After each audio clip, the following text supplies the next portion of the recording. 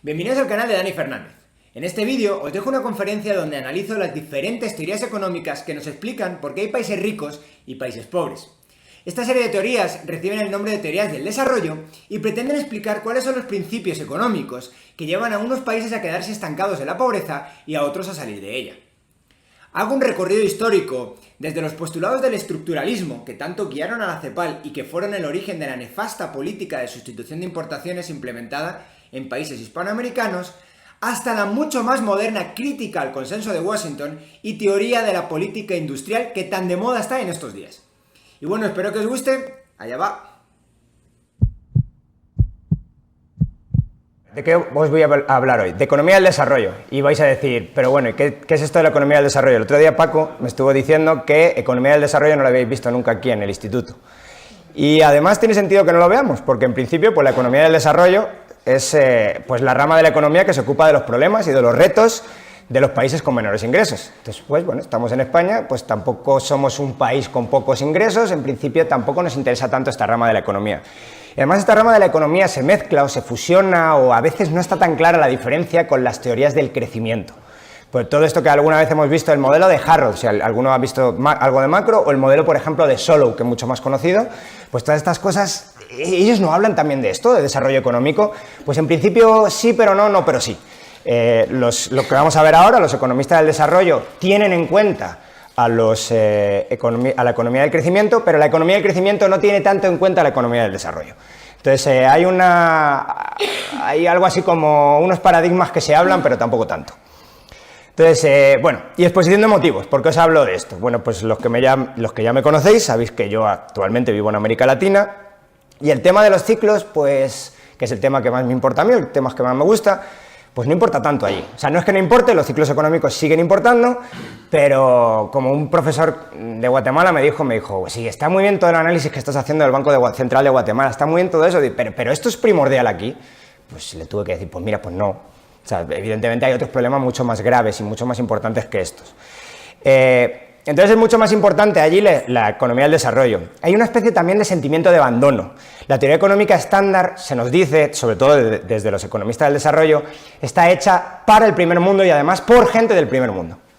Entonces, como que hay una especie de sentimiento de que las cosas aquí funcionan diferente. Y como funcionan diferente, todo esto que están diciendo los de la teoría del crecimiento, todo esto que dice Solow y todos los macroeconomistas, no aplica aquí.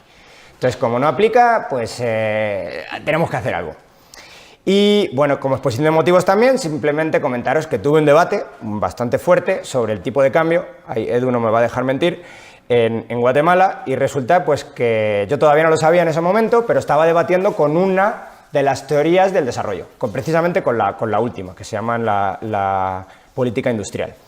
Entonces, bueno, todo esto me animó a decir, bueno, vamos a intentar aprender un poquito más de la economía del desarrollo, a ver qué dice esta gente y sobre todo a ver si tienen algo de sentido de lo que están comentando. Entonces, bueno, vamos a empezar y vamos a ver la situación hasta 1945. Por cierto, la economía del desarrollo se presume que nace en 1945, nace después de la Segunda Guerra Mundial. ¿Y por qué nace? Bueno, pues en principio podemos decir que tenemos algunas visiones de por qué algunos países son pobres. Entonces, bueno, tenemos la visión de los economistas clásicos y la visión de los sociólogos. No había mucho más, ahora vamos a hablar de los neoclásicos, que ya evidentemente existían, pero que curiosamente todavía no tenían un modelo de crecimiento. Bueno, a grandes rasgos, ¿qué piensan los clásicos, con toda la diferencia que hay entre diferentes clásicos? La acumulación de capital lleva a caída del tipo de interés. Esto es algo que en principio la mayor parte de clásicos admiten y algo de lo que cuando dicen acumulamos capital, en algún momento vamos a llegar al momento estacionario en la economía, es decir, en algún momento vamos a llegar al momento del equilibrio y en el momento del equilibrio el momento estacionario, el tipo de interés va a ser tan bajo que ya no hay donde colocar productivamente nuestros capitales. Claro, en estos momentos pues resulta que hay países más pobres y esos países más pobres tienen tasas de interés más altas. Entonces, como tienen tasas de interés más altas, el capital va a tender a moverse. ¿Va a tender a moverse hacia dónde? Hacia donde el interés es más alto. Entonces, cuando se mueva hacia donde el interés es más alto, la tasa de interés va a seguir bajando. ¿De acuerdo? Por cierto, nada de lo que estoy diciendo no tengo por qué estar necesariamente de acuerdo con ello. De hecho, casi toda la conferencia no voy a estar de acuerdo con casi nada de lo que voy a decir. Solamente voy a intentar exponer las teorías de la forma más aséptica posible, sin dar mi opinión. Y solamente al final voy a criticar diversos aspectos de las diferentes teorías. Entonces, bueno, Al final, los países pobres reciben capital de los países ricos y esa acumulación de capital los hace salir de la pobreza hasta que estos países pobres llegan también al estado estacionario. Entonces, algo así como que los países pobres o los países en vías de desarrollo es un lugar donde depositar los ahorros y de paso generamos crecimiento económico allí. Claro, esto hace que las condiciones de los países subdesarrollados mejoren y por tanto tienden a igualarse con los países desarrollados. Es la teoría de la convergencia. Nunca dicha así por los clásicos, pero desarrollada un poquito más adelante. Teoría de la convergencia: los países pobres van a tender a alcanzar a los países ricos en renta per cápita y en niveles de vida. Bueno, esa es la visión de los economistas clásicos. La visión de los sociólogos. La visión de los sociólogos es un poquito diferente. Básicamente es una que es omnipresente y que probablemente todos los que estáis aquí ya la habéis oído de una forma o de otra. El que está ahí en la foto es Weber, y básicamente Weber, ¿qué decía? Pues el desarrollo viene por la ética protestante. Pues los protestantes son los que desarrollan el capitalismo. ¿Y por qué? No es una casualidad. Es todo forma de ver el mundo en el que estás aquí, es un pecador por naturaleza y tienes que trabajar para redimirte y todo esto, y trabajo y ahorro, lo que tienes en la camiseta. Capitalismo, trabajo duro y ahorro. Pues entonces eso, ¿por qué se da? Se da en los países desarrollados, se da en los países que tienen una ética protestante. Y esos países son los que desarrollan el capitalismo, son los países desarrollados. Una exposición muy parecida hace Sombart, pero con el judaísmo. Los países desarrollados son los países judíos un poco por lo mismo, son los que desarrollan ciertas instituciones y esas instituciones son las que hacen que haya crecimiento económico. Neoclásicos, que no los he puesto aquí. Mira, los neoclásicos hasta 1945, luego ya no tanto, pero sobre todo hasta 1945, que son los neoclásicos puros, están muy centrados en el equilibrio, no tanto en el crecimiento. Entonces, están centrados en la economía del equilibrio. Cuando te intentas centrar en la economía del crecimiento es un poco después. De hecho, el modelo de Solow es un modelo de 1956, creo que es. Y el modelo de Solow es el modelo de crecimiento neoclásico. Por lo tanto, pero los neoclásicos no vienen de antes. De los que estéis familiarizados con la historia del pensamiento económico, los neoclásicos son desde Marshall, desde 1890. Entonces, desde 1890 hasta aquí, ¿qué hacen? Bueno, pues no tienen una teoría como tal del crecimiento económico. Entonces, bueno, básicamente se pierden un poco esto. Génesis de la economía del desarrollo. Entonces, ya os lo he dicho, ya os lo he avisado, ¿qué no es? ¿De qué no os voy a hablar? No os voy a hablar de crecimiento. Hay 1000 modelos, el de Harrod, que os he dicho antes, el de Solow, el de Kaldor, el de Kalecki, todos esos no vamos a hablar de eso. De lo que sí vamos a hablar es, de alguna manera, han salido todas juntas, bueno, no importa, ¿por qué nace esta economía del desarrollo? Pues, como ya os he dicho, hay una falta de una explicación económica satisfactoria de esta pobreza. ¿Qué quiere decir esto? Bueno, básicamente lo que os he comentado. Sí, los sociólogos dicen esto, que sí, que los clásicos dicen esto, pero los clásicos dicen una cosa y resulta que los países pobres no hacen el catching up, no les agarran, no alcanzan a los países ricos. Por lo tanto, algo está fallando aquí. Tenemos también existencia de estadísticas, esto es bastante interesante también. Muchas de las estadísticas que tenemos hoy pre-1945 nos las hemos sacado post-1945, es decir, básicamente no teníamos ni idea de cómo era la situación del tercer mundo en 1945. No teníamos, pero básicamente casi ni idea. Y a partir de entonces empiezan a levantar un montón de estadísticas. Y ese montón de estadísticas nos empiezan a dar una especie de visión de cómo están realmente esos países. Y a pesar de que sabíamos que estaban peor, no pensábamos que la diferencia era tan fuerte o tan importante. Entonces, esta existencia de estadísticas también como que levanta algo así como, uy, cuidado, es que están muy mal y mucho peor de lo que nosotros imaginábamos. Además hay una voluntad política que se podría decir, pues no sé si existía antes, pero básicamente esa es la Asamblea General, la foto que hay ahí de las Naciones Unidas, y las Naciones Unidas empieza a crear comisiones económicas para los diferentes lugares que son subdesarrollados. La CEPAL tiene una comisión económica también para Asia. Entonces, todas estas, hay un impulso también político de quiero acabar con la pobreza. Entonces, esto también, de alguna manera, dicen, bueno, hay fondos, pues si hay fondos, yo desarrollo la teoría que te haga a ti falta. El tema también de la descolonización. Después de la Segunda Guerra Mundial empiezan a descolonizarse la mayor parte de países, sobre todo el Imperio Británico se está haciendo añicos. India se va por su lado, bueno, Palestina, Chipre, que era el tema de mi tesis. En los años 60, prácticamente desde mediados de los 50, mediados de los 60, todo África se descoloniza. Entonces, ¿y qué pasa con todos estos países? ¿Qué va a pasar en el futuro? Bueno, pues necesitamos unas teorías que nos digan cómo van a crecer en el futuro. Y por último, debería haber otro ahí, así, ya sabía yo que no habían salido todos. Influencia del keynesianismo. Esto es bastante interesante porque, como os digo, hasta 1945 teníamos una un foco muy importante en el equilibrio económico. Pero fijaros, el keynesianismo viene de alguna manera a decirnos que hay muchas veces que se generan equilibrios, pero que se generan equilibrios con factores no utilizados al 100%. Dicho de otra manera, que hay trabajo que podríamos estar utilizando y no lo utilizamos, sin embargo hemos llegado a una situación de equilibrio. Algo así como el mercado genera algo así como bolsas de recursos ociosos que no utilizamos. Esto, ¿por qué digo que es una influencia de la economía del desarrollo? Lo vamos a ver ahora cuando veamos el estructuralismo, y vamos a ver que se parece mucho porque los autores de la economía del desarrollo hablan de cosas como equilibrio a bajo nivel. ¿Y qué es esto del equilibrio a bajo nivel? Pues es algo muy parecido. A los países del tercer mundo, por cosas que vamos a ver ahora concretas, hemos llegado a una especie de equilibrio. No hay necesidad de seguir, o los agentes económicos privados no sienten la necesidad de seguir invirtiendo, de seguir haciendo cosas, de seguir contratando gente, por alguna de las rigideces que vamos a ver ahora, y entonces se genera una especie de equilibrio a bajo nivel. La teoría de la convergencia no se cumple porque hemos llegado a un equilibrio para abajo. Esto se parece muchísimo al equilibrio con factores desempleados. Muchísimo, de hecho la influencia es bastante clara. De hecho se desarrollan a la vez y tienen crisis a la vez. Ahora lo vamos a ver un poquito más adelante. Primera gran corriente de economía del desarrollo, el estructuralismo. Básicamente el estructuralismo dice lo siguiente: la oferta de bienes en los países subdesarrollados es inelástica, y es inelástica por rigideces institucionales. Y ahora, estas rigideces institucionales que causan ofertas inelásticas significa que no existe capacidad de ajuste. Cuando viene un shock o cuando viene cualquier cosa a los países del tercer mundo, hay un shock muy fuerte y la oferta no es capaz de reajustarse. Y como no es capaz de reajustarse, estás durante mucho tiempo utilizando factores productivos para cosas que nadie quiere.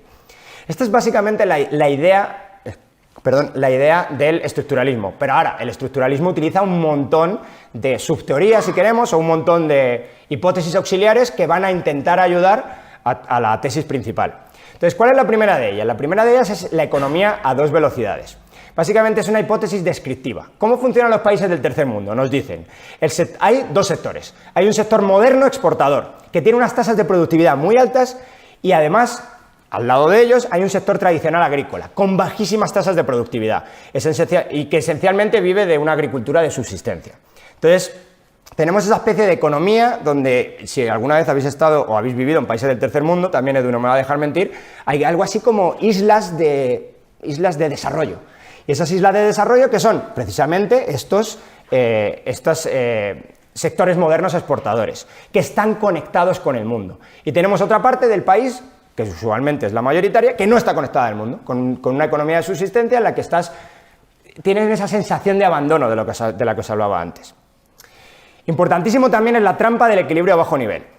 Esto, como os digo, es una clarísima copia del keynesianismo y su equilibrio con factores desempleados. Y básicamente los estructuralistas están argumentando que la trampa del equilibrio a bajo nivel de renta hace necesaria una especie de, ellos lo llaman la teoría del big push, del gran empujón. Necesitamos un gran empujón para tener, ya sabéis que los keynesianos también es muy importante los procesos acumulativos. Entonces, si nosotros le damos un empujón para adelante, el proceso acumulativo va a seguir solo. Es un poco como lo que intentaron hacer aquí en España con los planes E. ¿Qué hacemos? Pues está cayéndose todo. Entonces, ¿qué le hacemos? Le pegamos una patada para arriba a la economía y cuando le pegamos una patada para arriba va a ser autosustentable. ¿Por qué? Porque va a haber las rentas de uno, esos son los efectos multiplicadores o rentas derivadas.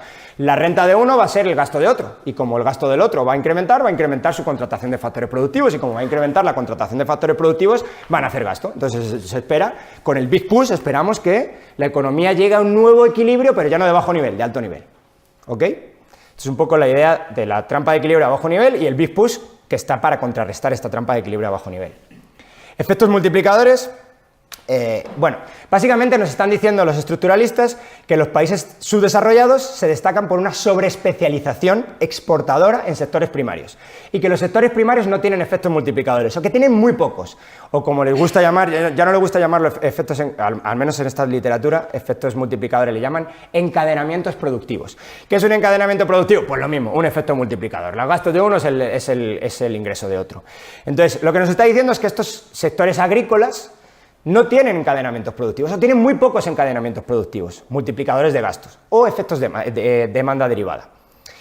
Entonces, de alguna manera, estos sectores exportadores no están empujando a la economía hacia el desarrollo. Y es la labor, adivinar de quién, de los especialistas, en buscar estos sectores ¿Cuáles son los sectores con altos efectos multiplicadores? Pues esos los vamos a buscar nosotros y los vamos a incentivar. Usualmente, sobre todo en estos años donde se está desarrollando, estas teorías están buscando, se pensaba que era la siderúrgica. La siderúrgica va a ser, lo llamaban la industria industrializante. Es decir, si nosotros desarrollamos la siderúrgica, vamos a hacer lo siguiente, vamos a hacer más o menos lo mismo en el resto de... O sea, va a generar demanda derivada en otras áreas económicas. A ver si puedo pasar, ahí. Vale, análisis centro-periferia. Esto también es súper interesante y además va a dar lugar a mucha... De hecho, gran parte de lo que escuchamos ahora a la gente de izquierda viene de aquí. Y viene del análisis centro-periferia de aquí, que se transforma en una teoría un poquito diferente, que con tintes más marxistas. Pero de momento aquí no tiene ningún tinte marxista. ¿Qué dice el análisis centro-periferia? Básicamente nos afirma, es una hipótesis, pero bueno, es una hipótesis que pretende afirmar que el libre comercio y la globalización en realidad dañan a las economías subdesarrolladas y la condenan a permanecer indefinidamente produciendo materias primas y productos poco elaborados, con poquísimo valor añadido. Y estos productos se van a transformar, ¿dónde? En el primer mundo, donde le generamos la mayor parte de valor añadido. Fijaros que aquí la clave entre este análisis centro-periferia y el otro va a ser si hay relaciones de explotación o no. Aquí no hay, aquí simplemente generamos valor añadido en los países subdesarrollados, pero muy poquito. Y toda la parte del valor añadido fuerte, ¿dónde se genera? En los países desarrollados. Por cierto, esta tesis es de Myrdal, no sé si sabéis quién es Myrdal, pero Myrdal es el que le dan el premio Nobel de Economía con Hayek, por decir prácticamente lo contrario que esto. O sea, a Hayek se lo dan por los órdenes espontáneos y a este se lo dan y por el tratamiento de la información descentralizada y a este se lo dan por querer centralizar la economía de los países en desarrollo. O sea, es interesante. No sé si centralizar, pero por buscar esos efectos multiplicadores, ¿en dónde? Pues donde los expertos digan. O sea, curiosamente, el pensamiento de Myrdal y el pensamiento de Hayek es completamente frontal y si le dan el premio Nobel el mismo año. Entonces, bueno, supongo que se podían enfadar cualquiera de los dos. Bueno, entonces, la división internacional del trabajo y la especialización dañan a los países que tienen ventaja competitiva en materias primas. Entonces, el libre comercio que termina provocando subdesarrollo en los países periféricos, en los países que producen materias primas, y desarrollo en los países centrales, en los países que transforman la materia prima. Además del análisis centro-periferia, tenemos la hipótesis Prebisch-Singer, que está muy relacionada con el análisis centro-periferia. ¿Qué dice la hipótesis Prebisch-Singer? Por cierto, son de dos economistas, uno es Raúl Prebisch, que es un economista argentino, que fue director de la CEPAL durante 15 años o algo así, un poquito menos quizá, del 47 al 60 creo que fue, y Singer es un economista alemán que supuestamente los dos hicieron llegaron a la misma conclusión, pero no se conocían. Entonces, básicamente, ¿qué dice esta hipótesis? Esta hipótesis nos dice que los términos de intercambio de los países productores de commodities o de materias primas se deterioran constantemente. Es decir, si yo produzco petróleo, pues el petróleo qué bien, pero si lo comparo con las cosas que se producen con petróleo, nosotros estamos siempre con unas caídas de precios relativos a las cosas que se producen con el petróleo. No sé si me explico. Es decir, si tú estás en productos, tienes como input el petróleo y como output bienes finales, pues lo que significa es que esos bienes, si estás en ese lado, tus precios están subiendo mucho más de los precios de la materia prima que estás utilizando. Por lo tanto, es mucho mejor que te hubieras especializado ¿en dónde? En la transformación y no en la materia prima. Esto es una hipótesis... bueno, he dicho que no iba a dar mi opinión, así que de momento esa es la hipótesis. Entonces, evidentemente, aquí ya está bastante claro. Hay unos perdedores claros. ¿Quiénes? Los que producen materias primas, si la hipótesis es cierta. ¿Qué más tenemos? Industria nacional. Uy, esto es lo que me decía Gustavo. No era mi presentación, es el cacharrito que funciona regular. Industria naciente. ¿Cómo decirlo? El argumento de la industria naciente probablemente ya lo habéis escuchado varios de vosotros, pero se hace una analogía, las analogías en economía son peligrosísimas, y se hace una analogía con un niño. Entonces, ¿qué pasa si ponemos a un niño a competir con alguien mayor? Pues que lo van a barrer, ¿no? Entonces, ¿qué tenemos que hacer? Cuidarlo. ¿Hasta cuándo? Hasta que sea suficientemente mayor, y cuando sea suficientemente mayor ya puede competir en igualdad con los adultos. ¿Y qué se dice para la industria? Lo mismo. Estamos desarrollando nuestra industria, pero la industria es muy pequeñita, está creciendo, y usualmente te ponen esto. Yo he querido evitarlo explícitamente, porque te pone a alguien como creciendo una plantita y alguien la cuida, y le hace así. Entonces, ¿quién va a estar en contra de eso? O con un niño, ¿quién va a estar en contra de...? O sea, no vas a poner a un niño a jugar el mundial ahora, ¿verdad que no? Porque lo van a barrer. Pues esto es exactamente igual. La industria, como os digo, malísimos, cuidado con las analogías en economía. Pero entonces, si la industria naciente es como un niño, no puede competir todavía con la industria de países subdesarrollados, ¿qué es lo que tenemos que hacer? Pues igual que un padre cuida a su hijo, el Estado debe cuidar a su industria. ¿Cómo cuida a su industria? Poniéndole protecciones. ¿Protecciones de qué tipo? Protecciones arancelarias brutales. Aquí no entra ni Dios. Tengo mercados cautivos. ¿Mercados cautivos de quién? Pues mis consumidores. Entonces, esto fijaros que es llover sobre mojado para la gente del tercer mundo, porque no solamente tiene que aguantar niveles de renta muy baja los consumidores, sino tienen que aguantar las ineficiencias de las industrias nacionales. Esto es un desastre completo. Pero quizás, si así consigues desarrollar la economía, pues quizás es una especie de ahorro forzoso que merece la pena. Vamos a ver un poquito más adelante cómo en principio no va a merecer la pena, pero bueno. Efecto demostración. Este también es de los más interesantes, yo no lo había ido nunca. ¿Qué es un efecto demostración? El efecto demostración considera que el contacto con el mundo desarrollado es perjudicial para las economías subdesarrolladas. ¿Por qué? Porque abre los ojos a posibilidades de consumo que antes no existían. Es decir, que existe un Aston Martin, me lo voy a comprar si puedo, ¿no? Es decir, de alguna manera, ni siquiera eso, o sea, existen teléfonos móviles. Pues si existen teléfonos móviles, ¿qué voy a hacer? Antes, si no sé ni que existen, ojos que no ven, corazón que no siente. Entonces, ¿qué hago? Pues si no hay teléfonos móviles, pues no me quedan más narices que con el exceso de renta lo ahorro. No digo que esto sea cierto, ya sabes, no es cierto ni tiene por qué ser cierto, pero esto es más o menos lo que ellos dicen. Entonces, esto tiende a elevar la propensión marginal al consumo, y al elevar la propensión marginal al consumo, desalienta el ahorro y la inversión. Entonces, tenemos un problema que es como, aquí también sería llover sobre mojado, no es todo lo anterior que tengamos, sino además el efecto de demostración, el contacto con el primer mundo sería, en ojo de los estructuralistas, encima doblemente malo, porque el efecto de demostración nos va a llevar a consumir mucho por encima de nuestras posibilidades. ¿Y en qué termina todo el estructuralismo? En la política de sustitución de importaciones. ¿Qué es la política de sustitución de importaciones? Probablemente algunos casi se explica sola por el nombre, pero probablemente algunos ya lo habéis escuchado. Básicamente es proteger la industria nacional. ¿Protegerla cómo? Con el levantamiento de aranceles brutales a la importación de productos industriales. Una cosa que usualmente no se dice de esto también, estaban buscando también un tipo de cambio apreciado. ¿Qué es un tipo de cambio apreciado? Lo que buscas es que tenga un poder adquisitivo muy fuerte tu moneda. ¿Para qué? Para poder comprar mucho en el extranjero. Es decir, tú quieres importar cosas, pero ¿qué quieres importar? Bienes de equipo. Entonces, como quieres importar bienes de equipo, le obligas a tu Estado, no sé si le obligas o le empujas a tu Estado, o el Estado quiere tener un tipo de cambio apreciado para que tus industriales puedan comprar los bienes de equipo al primer mundo y te industrialices. Claro, esto les generó problemas gravísimos de balanza de pagos, porque si no quieres exportar, estás diciendo, los estructuralistas también tienen la idea del crecimiento hacia adentro. Nos tenemos que desconectar de alguna manera con el mundo porque no podemos competir y no sé qué, entonces no tenemos que exportar, tenemos que crecer para adentro, y una vez que tengamos bien cautivos a nuestros consumidores, hemos crecido lo suficiente, entonces ya podemos salir fuera, pero antes no. Pero claro, esto genera un problema gravísimo de balanza de pagos, porque tienes un montón de bienes entrando, comprando tus industriales, comprando los bienes de equipo, que es lo que tú quieres, y no tienes, en estos términos se dice generadores de divisas. ¿Qué es un generador de divisas? No tienes nadie que exporte y que traiga dólares para comprar los bienes de equipo. Entonces les generaba unas crisis de balanzas por cuenta corriente brutales, de balanza de pagos brutales, y estas crisis de balanza de pagos terminaban en devaluaciones brutales. Un ejemplo, bueno, podéis ver Brasil o Argentina, que tienen competición a ver quién le quita, a ver quién se va antes del Mundial, tienen competiciones, y también tienen competiciones de a ver quién le quita más ceros a la moneda. Y gana Brasil, en ambas.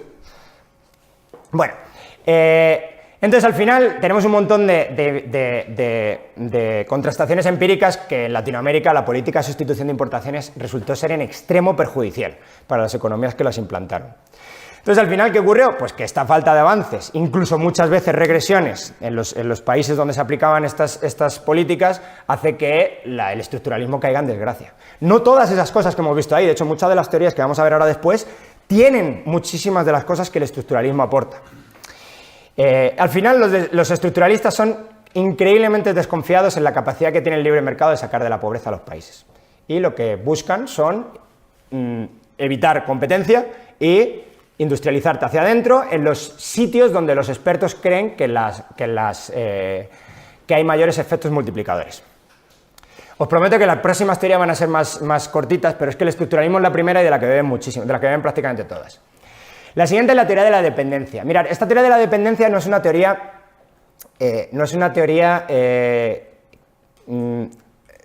muy seguida, es una teoría Básicamente tiene una raíz marxista, sale de la teoría de centro-periferia, pero no es de las más seguidas en la economía del desarrollo, pero sí es muy seguida, evidentemente, por los autores marxistas. Pero incluso dentro del marxismo, lo vamos a ver ahora después, hay unas peleas bastante fuertes en si la teoría de la dependencia tiene sentido o no.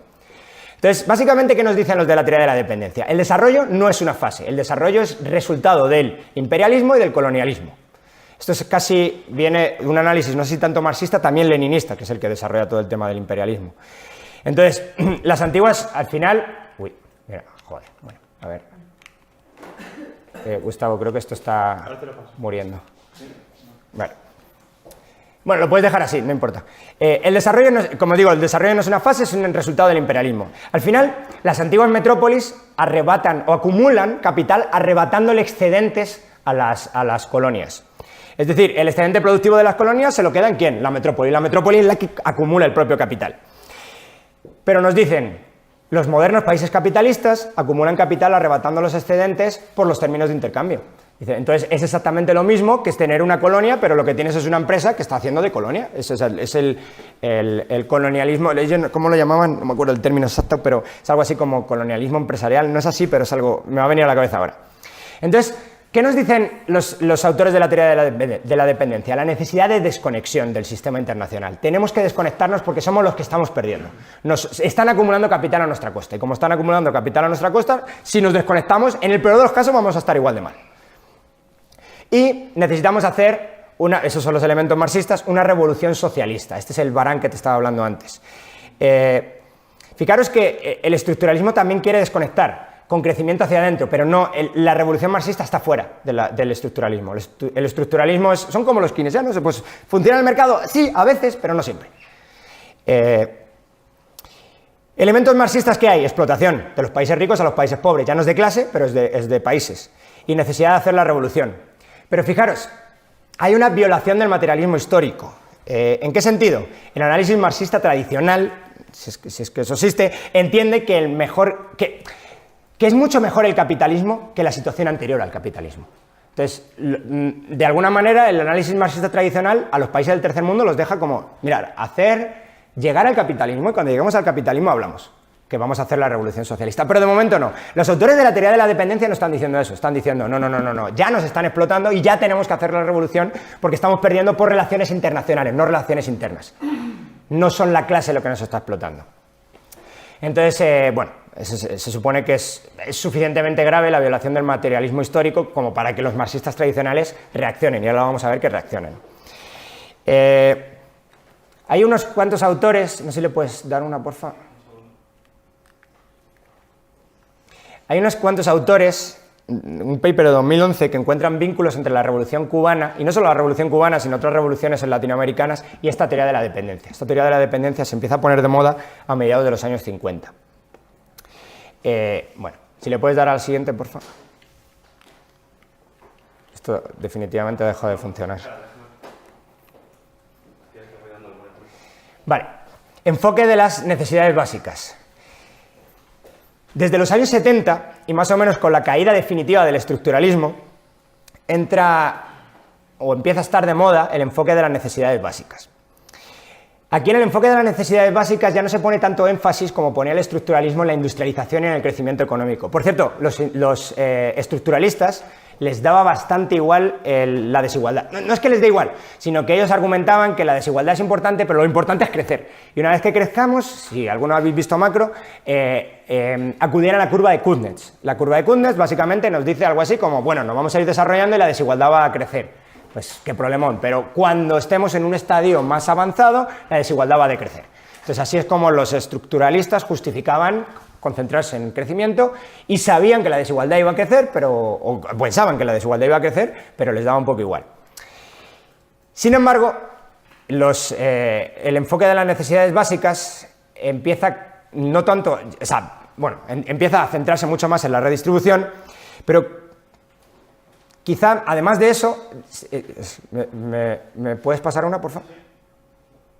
Además de eso, empiezan a hacer una enumeración de qué son todas las condiciones, qué son esas necesidades básicas que debería tener todos los seres humanos. Por cierto, esto viene de la OIT, de la Organización Internacional del Trabajo, es como el sitio de donde sale esta teoría.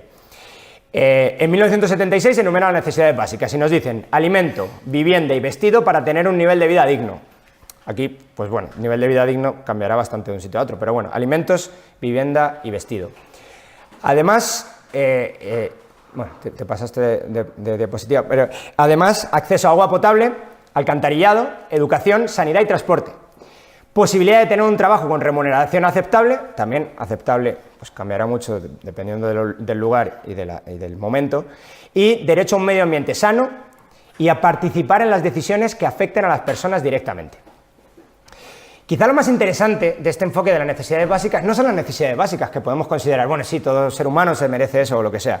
Quizá lo más interesante es que para llegar a estos objetivos, en el mismo informe de la OIT, desde el año 76, nos dice que las medidas propuestas son redistribución de propiedades y organización de los trabajadores, sobre todo los trabajadores rurales, pero todos los trabajadores en sindicatos.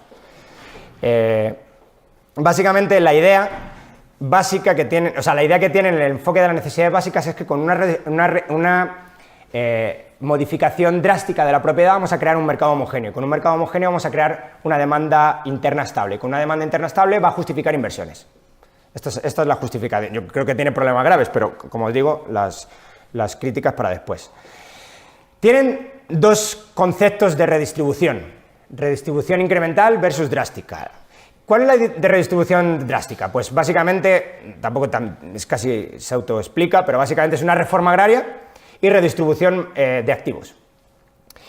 ¿Y cuál es la redistribución incremental? Pues, se presume que muchos de ellos vienen del enfoque del estructuralismo y están preocupados en que una gran redistribución impacte en el crecimiento económico. Entonces lo que dicen es que hay que redistribuir los incrementos de renta, no hay que redistribuir la renta que ya existe, ni las propiedades que existen. Entonces esa es la idea de redistribución incremental. Siguiente es el enfoque de la regulación. El enfoque de la regulación es la contestación marxista a la teoría de la dependencia. La teoría de la dependencia había puesto en duda alguno de los enfoques marxistas tradicionales. Entonces, ¿qué es lo que dice el enfoque de la regulación? Como os digo, marxista. El marxista clásico. Ellos conceden, les dan un punto a la teoría de la dependencia y conceden que los análisis de las relaciones exteriores que hacen los teóricos de la dependencia son básicamente correctos. Pero muchas gracias. Ahí está, sí. Pero, de alguna manera, le dan mucha mayor importancia a las relaciones interiores o a las relaciones internas dentro del país. Así se entiende, y además esto da mejor cuenta de lo que pasa en diferentes países, que algunos países tercermundistas consiguen salir del pozo, algunos países consiguen desarrollarse y otros no.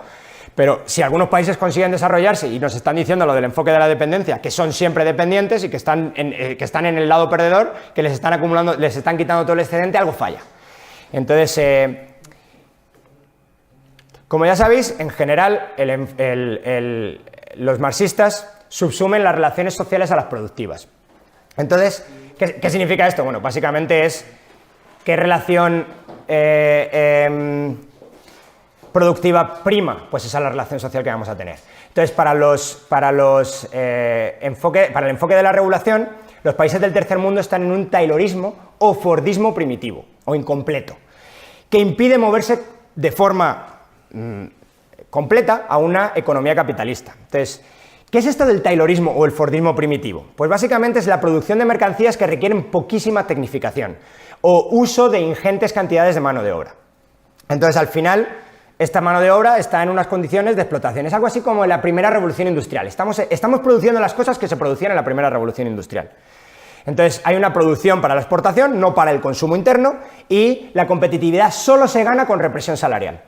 Solamente podemos ganar competitividad si tiramos para abajo el precio de nuestra mano de obra. Entonces, ¿qué nos dice el enfoque de la regulación? Ya me he pasado ahí con Reagan. ¿Qué nos dice el enfoque de la regulación? Los países exitosos consiguen moverse al fordismo completo, en el que se tecnifican los procesos productivos y la represión salarial puede levantarse un poquito y empieza a existir un mercado interno. Esto es, por ejemplo, lo que eso nos dice que está pasando en China. Hay un mercado para el consumo interno. ¿Esto qué significa? Ya no tienes que irte a la exportación, ya no tienes que tener la represión salarial. Bueno. En los años 80, como ya sabéis, hay una especie de caída del keynesianismo. y que además viene aparejada de una caída de la economía del desarrollo. ¿Por qué se produce la caída del keynesianismo? Bueno, básicamente una refutación empírica de la curva de Phillips en los años 70.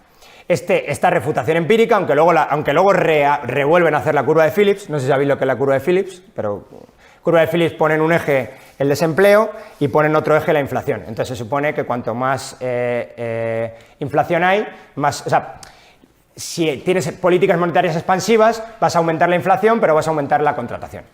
Entonces se supone que no puede haber las dos a la vez, una alta inflación y un alto desempleo, porque simplemente tienes que elegir entre una de las dos. Entonces hay países que dicen, no, yo quiero una inflación baja, pues tienes desempleo más altos. Entonces, en los años 70 ya sabéis que hay una estanflación, que básicamente es esto, y una estanflación es inflación alta y una estanflación es desempleo alto, las dos cosas juntas. Entonces, ¿qué ocurre? Bajo la praxis o la práctica neo-keynesiana, esto no podía ocurrir, y como no podía ocurrir, cae en descrédito. Y como cae en descrédito, entra un resurgimiento de la economía neoclásica. ¿Y qué pasa en los años 70 en la economía del desarrollo? Pues pasa algo muy parecido. Bueno, ahora vamos con eso. Pasa algo muy parecido. La hipótesis que os antes he dicho, Prebisch-Singer, parecía cierta. ¿Hasta cuándo? Hasta los años 70. ¿Qué pasa en los años 70? La, creo, mal llamada crisis del petróleo, pero crisis del petróleo. ¿Qué pasa con los precios de las materias primas? Los precios de las materias primas a las nubes. Y si se van a las nubes los precios de las materias primas, ¿qué decía la hipótesis Prebisch-Singer? Que si estabas produciendo materias primas, estabas en el lado perdedor. Por lo tanto, es una refutación empírica de la hipótesis Prebisch-Singer. Entonces, ¿qué es lo que ocurre? Que igual que nacen casi a la vez la economía del desarrollo y la economía keynesiana, caen casi a la vez, porque se produce la refutación de ambas casi a la vez. La refutación empírica, se presume. ¿Qué dicen los economistas del desarrollo neoclásicos, si se pueden llamar así? Peter Bauer, que te comentaba antes a ti, Gustavo. Nos dicen que Bauer tiene un libro súper interesante en el que nos dice, mirad, yo he ido personalmente a los países del tercer mundo y he visto que cuando les introduces los incentivos económicos adecuados a las personas, reaccionan igual que reaccionan los países occidentales, no son diferentes. Por lo tanto, ¿qué es lo que están haciendo? Responden a incentivos. Si les das el incentivo incorrecto, responden de forma que no te gusta, y si les das el incentivo correcto, responden de forma que te gusta. Y reaccionan exactamente igual. Por lo tanto, no hay una necesidad de una especie de dos economías, como veíamos antes. Las cosas funcionan igual en un sitio y en otro. Lo que pasa es que no tenemos las mismas instituciones en un sitio y en otro. Entonces, si responden a los incentivos económicos iguales, de la misma manera, no es preciso utilizar teorías diferentes. Bauer tiene un montón de ejemplos súper interesantes de diferentes lugares. Entonces, ¿qué hay? Hay una especie de vuelta al crecimiento, a las teorías de crecimiento. ¿Qué es lo que tenemos que hacer? Uso del modelo de Solow. ¿Y qué nos dice el modelo de Solow? Que las economías crecen, sobre todo el output por trabajador, cuando le introducimos más capital. Pues ¿qué tenemos que hacer? Pues introducirle más capital. Y además nos dicen que lo combinan con el modelo de Heckscher y Olin, que básicamente simplemente son, pues ponemos los nombres para que los economistas, ya sabéis que así parecemos más inteligentes, que básicamente es una teoría de las ventajas competitivas. Entonces, ¿qué es lo que tiene que hacer cada país? Abrirse al comercio, atraer inversión extranjera directa, aumentar los ratios de capitalización y centrarse en aquellas cosas en las que tienen ventaja competitiva. Y el foco está en conseguir mercados eficientes. Los economistas neoclásicos admiten, como decían los estructuralistas, que hay tensiones, que hay instituciones que no funcionan. ¿Qué es lo que tenemos que hacer? Cambiar las instituciones que no funcionan por las que funcionan. ¿Qué tenemos que hacer? Emular de alguna manera a los países que han conseguido salir del subdesarrollo. Y el foco deja de ser, el foco deja de ser la industrialización, casi una industrialización forzada, que dicen los estructuralistas, para pasar a los mercados eficientes. Queremos aumentar la eficiencia de los mercados. También nos hablan de la teoría de la elección pública, porque básicamente lo que están haciendo estos nuevos economistas del desarrollo neoclásicos, lo que están haciendo es decir, es que han hecho mucho daño los que han venido antes que nosotros. Entonces, la teoría de la elección pública empieza a ser incipiente, también Edu tampoco me va a dejar mentir aquí, y básicamente, ¿qué dice la teoría de la elección pública? Pues que tú estabas diciendo que hay ciertos errores aquí en el mercado, pero cuando le has dado la potestad de dirigir la economía a un sátrapa, pues se ha comportado como un sátrapa, y que ha funcionado muy mal porque no hemos tenido en cuenta que la gente que llega a los puestos de poder tiene los mismos incentivos económicos que el resto de todos nosotros.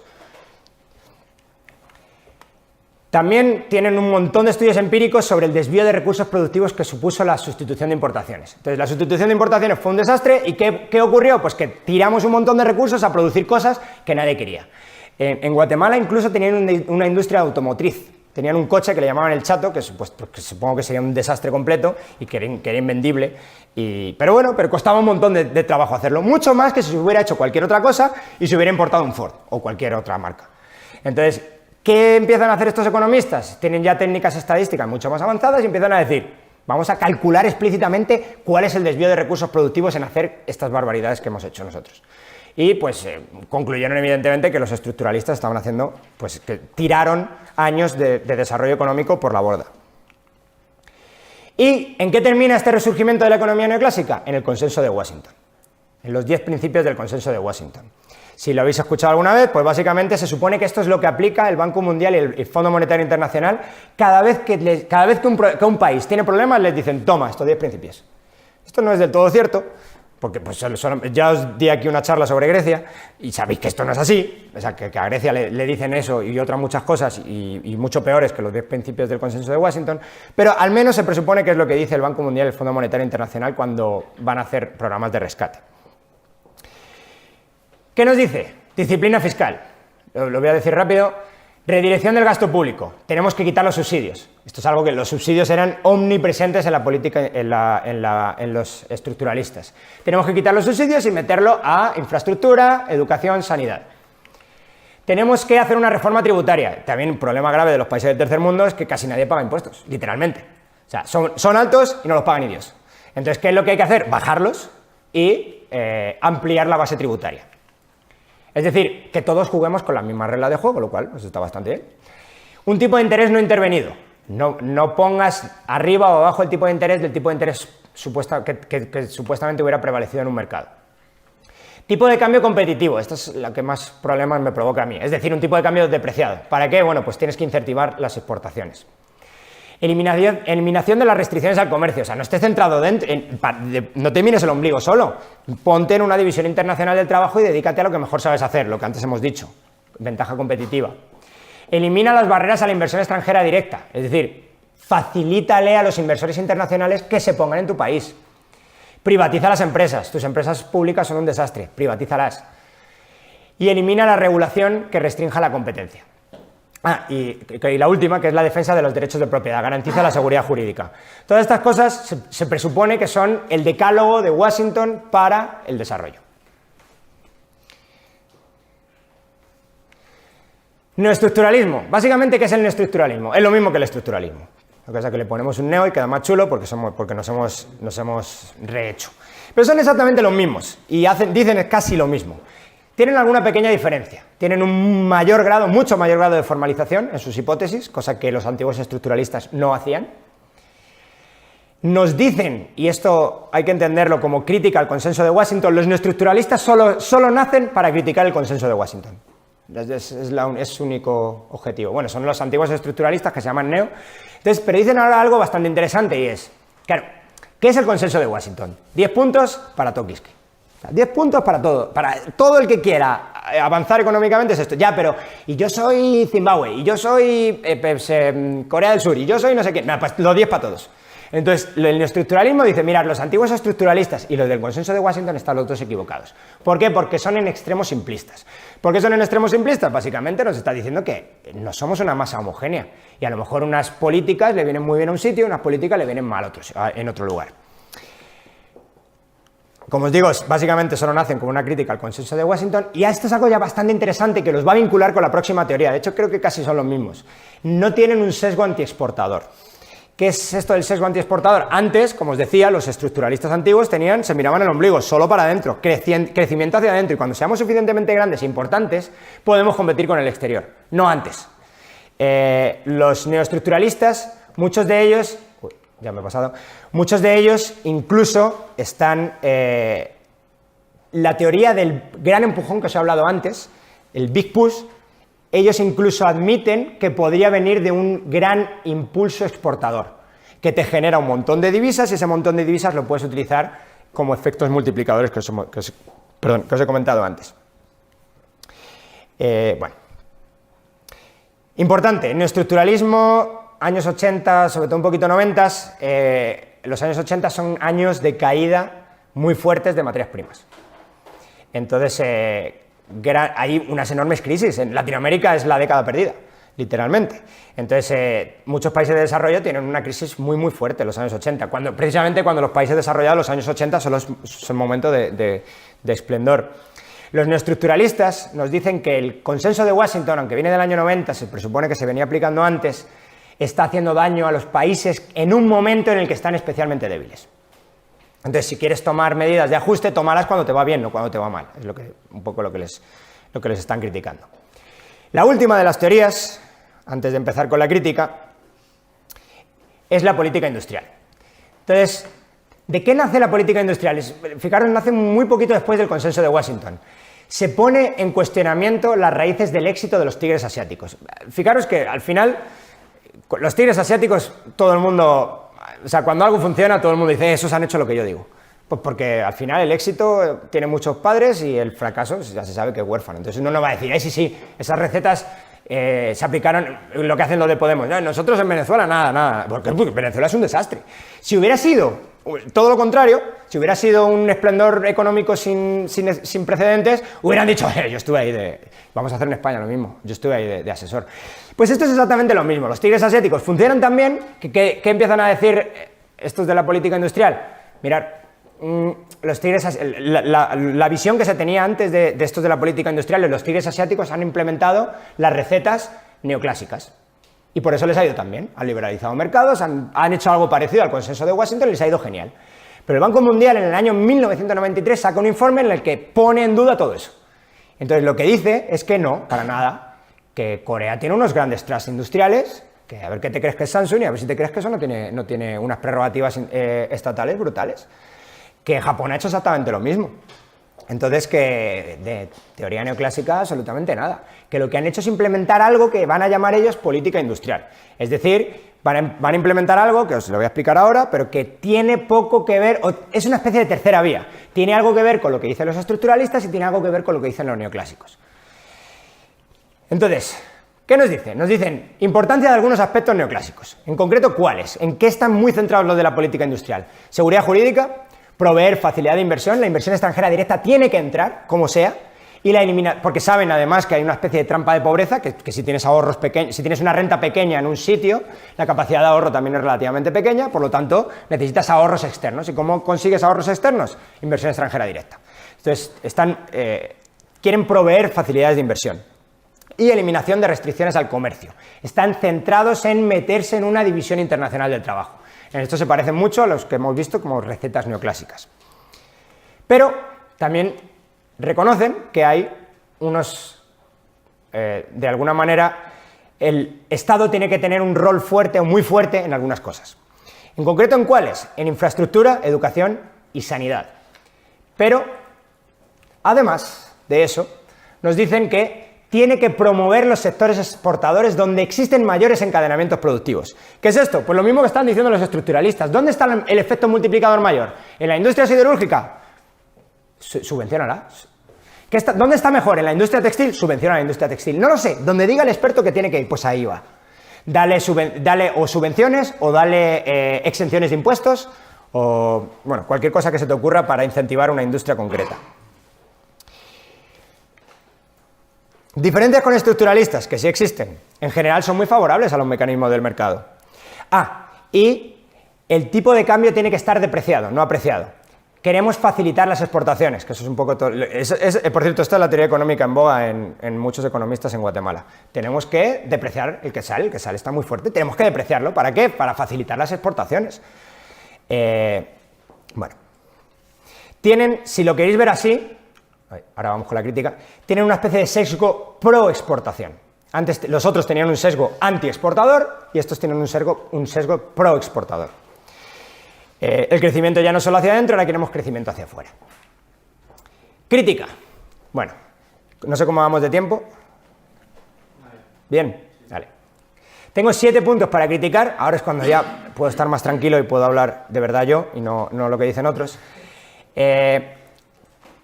Primer punto, la existencia de varias economías. A ver, los economistas del desarrollo nos dicen eso, como esta economía hecha en el primer mundo, y no aplica al tercer mundo. Simplemente podrían haber afirmado lo siguiente. Usualmente toda teoría tiene unas condiciones iniciales y tiene unas relaciones lógicas entre varios supuestos y luego, si lo haces con un método hipotético deductivo, tienes unos datos que contrastan o refutan la teoría. O al menos contrastan o refutan la teoría, con eso me vale. Claro, la economía neoclásica podría haber dicho los economistas del desarrollo podrían haber dicho, mirad, toda la teoría neoclásica que hay aquí simplemente tiene unas condiciones iniciales que no se cumplen. Una vez hecho esto, pues pasamos simplemente a desarrollar nuevas deducciones, nuevas hipótesis, preferiblemente otra vez falsables, en las que evidentemente sí se cumplan otro tipo de condiciones iniciales diferentes. Entonces, dos economías, la economía del primer mundo no vale para el tercer mundo, sí, pero no. O sea, lo que hay simplemente son unas condiciones iniciales que aplican o no aplican. Y de hecho vamos a ver en otra de las críticas que voy a hacer ahora, que básicamente es lo que hace un poco, pues, Acemoglu o lo que hace un poco también McCloskey. Es decir, bueno, lo que tenemos que hacer es cambiar ciertas cosas, ciertas instituciones, ciertas ideas que tiene la gente. ¿Para qué? Para que las condiciones iniciales que tienen las economías del primer mundo y que hace que el modelo de crecimiento X funcionen también en el tercer mundo. Bueno, equilibrio a bajo nivel. En realidad, ¿qué es el equilibrio a bajo nivel? El equilibrio a bajo nivel es trampa de pobreza, y ya está. O sea, se puede decir de una forma más chula que es equilibrio a bajo nivel, pero es trampa de pobreza. Baja renta impide ahorro y capitalización. Y además eso es como la pescadilla que se muerde la cola. Como tengo baja renta, tengo poco ingreso. Y como tengo poco ingreso, pues voy a tener poco dedicado al ahorro. Y como tengo poco dedicado al ahorro, no crezco. Entonces, es una trampa de pobreza.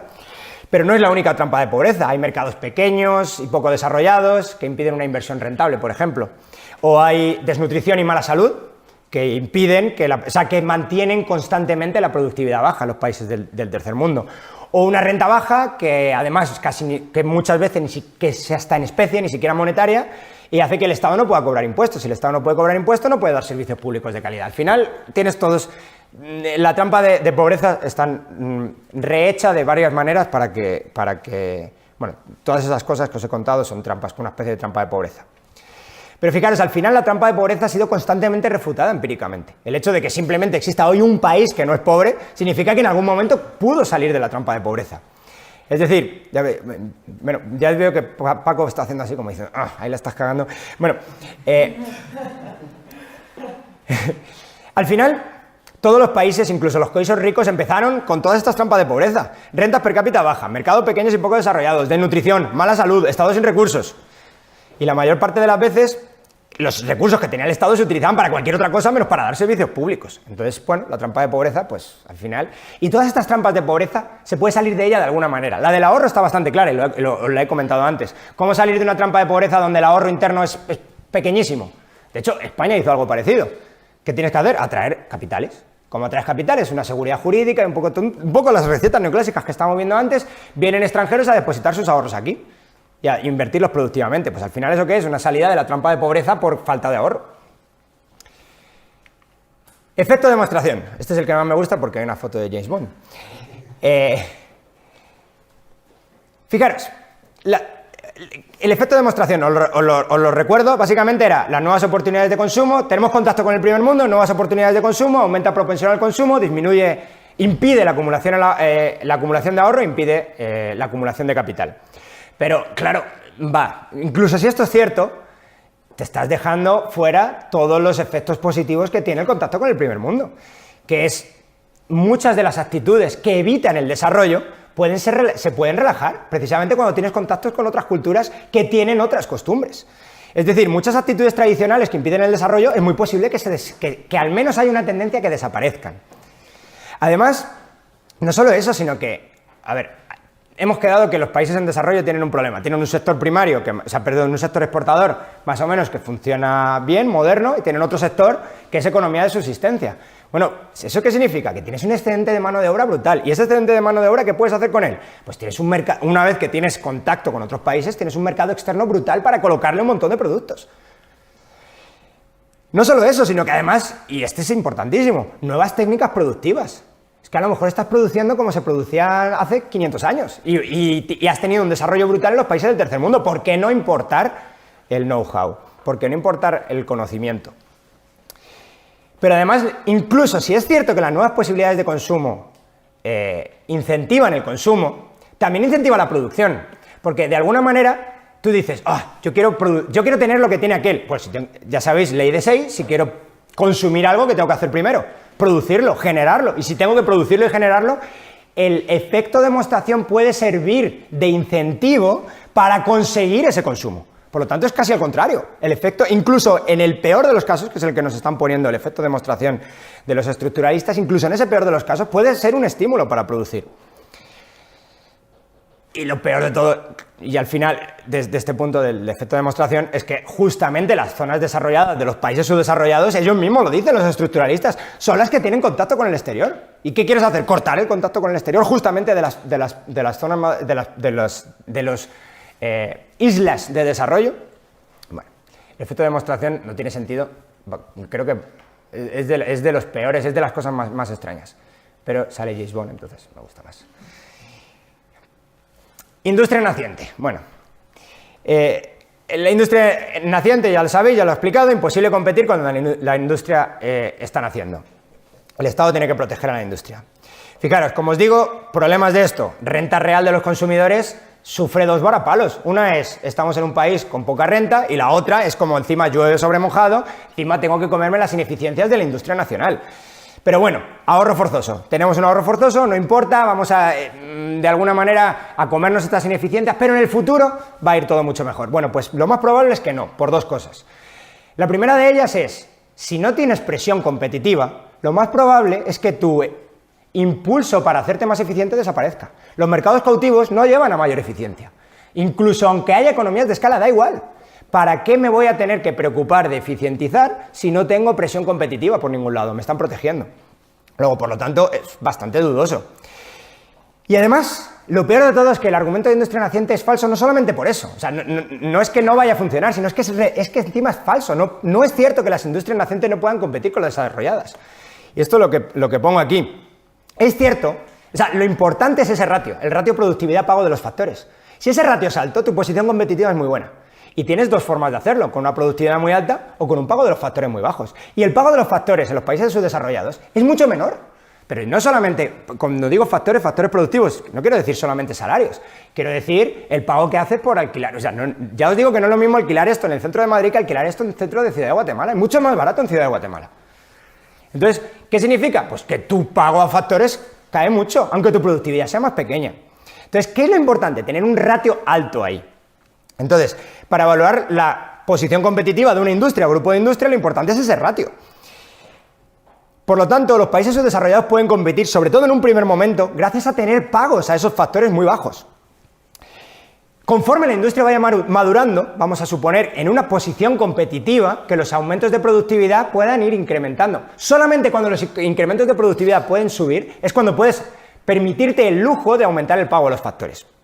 Es decir, no siempre tienes que tener una posición, solamente porque esté naciendo tu industria, tienes que tener una posición competitiva peor que la de los países desarrollados.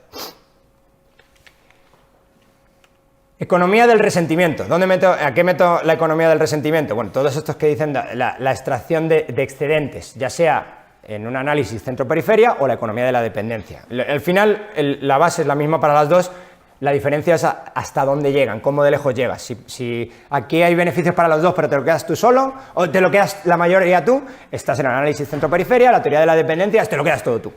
Bueno, fijaros. Vamos a poner eso ahí. ¿Qué hace que puedas tener un factor productivo valioso? El factor productivo tiene que ser escaso, tiene que ser útil y tiene que estar destinado o en una, como diría Lachman, en una especie de proceso productivo con unas complementariedades tales que produzcan un bien final de consumo con una utilidad marginal alta. Por quitar todo esto, todos los términos económicos de en medio. Básicamente tienes que producir algo que tenga mucho valor, algo que los consumidores estén valorando mucho. Si los consumidores lo valoran mucho, el precio será relativamente alto. Si el precio es relativamente alto y encima los factores productivos que lo producen son escasísimos y son muy útiles, el pago es brutal, es altísimo. Y viceversa. Cuando tienes factores productivos poco valiosos es justamente todo lo contrario. Factores productivos abundantes, factores productivos poco útiles y bienes de consumo que tienen una utilidad marginal bajísima. Todo la actividad empresarial es a intentar meterse en bienes de consumo con utilidades marginales relativamente altas y contratar los factores productivos de la forma más barata posible. Bien, una vez que tenemos esto en cuenta, la pregunta es, bueno, ¿qué hace que los de arriba sean países desarrollados y los de abajo sean países subdesarrollados? Una cosa interesantísima también, el pago de esos factores productivos va a depender de esos factores que hay ahí, no va a depender de dónde esté situado el factor. Si el factor es muy escaso, es muy útil y está dedicado a producir cosas muy valiosas, me da igual que esté en Ciudad de Guatemala o que esté aquí, se le va a pagar un montón, y viceversa. Si es muy poco valioso, se le va a pagar poquísimo, aquí o allí, donde sea. ¿Ok? Bueno. Entonces, pero entonces la pregunta original queda, ¿qué hace que una cosa sea más valiosa? ¿Por qué tienden a tener eso tienden a tener factores productivos escasos y útiles y destinados a cosas con mucha demanda en el primer mundo y en el tercer mundo no? Y aquí es donde me voy a ir a Acemoglu y a McCloskey. El principal problema, nos dicen, de los países subdesarrollados es institucional, este es Acemoglu, o de ideas, este es McCloskey. Básicamente, a mí el que me gusta más es McCloskey, nos dice, poblaciones con idiosincrasia contraria al comercio, al intercambio, a la acumulación de riqueza, a la libertad individual o a la libertad de empresa, tienden a carecer de las instituciones que defienden precisamente la actividad empresarial que está buscando eso. Por lo tanto, sin unas instituciones que defiendan estos atributos, esta libertad individual, de empresa, acumulación de riquezas, la especialización de los factores productivos, que es precisamente la que tiende a hacer a esos factores productivos escasos y útiles y bien destinados a cosas que tienen mucho valor, desaparece. Y la búsqueda de aplicación a estos bienes de consumo no se puede dar. No es que no se quiera dar, es que no se puede dar. Aquí es donde Peter Bauer nos decía clarísimamente, es que si tú les dejas y les pones una buena institución, esta gente actúa igual. ¿Qué hace? Se especializa si puede. ¿Qué hace? Se especializa en cosas que tienen mucho valor si puede. Ahí es donde Bauer está diciendo, déjales, dales una buena institución y ya verás como prontito, ellos solitos, no tienes tú que decirle, vete para allá, no, tú para allá, tú. No, ellos solitos van a ir hacia aquellos lugares que van a ser. ¿Qué va a hacer el capital humano? ¿Se va a especializar? ¿Eso qué va a hacer? Una vez que te especializas ya no eres abundante, empiezas a ser escaso. ¿Y en qué te vas a especializar? Idealmente allí donde eres más útil. Bueno. Y además, y otra vez, otro argumento empírico, que los países subdesarrollados no son subdesarrollados por culpa de los desarrollados, esto parece un trabalenguas, es decir, no hay países pobres porque hay países ricos. Y esto debería ser bastante evidente cuando miramos a África. Si es que si pensamos, la colonización africana no empieza, excepto en el norte, no empieza hasta el siglo XIX. Y en el siglo XIX, antes de esa época, ¿qué ocurre? Ellos vivían en un mundo No es así, de hecho vivían mucho peor en muchos sitios, creo que no sé si es Esterly, dice, es que en muchos sitios no estaba inventada la rueda.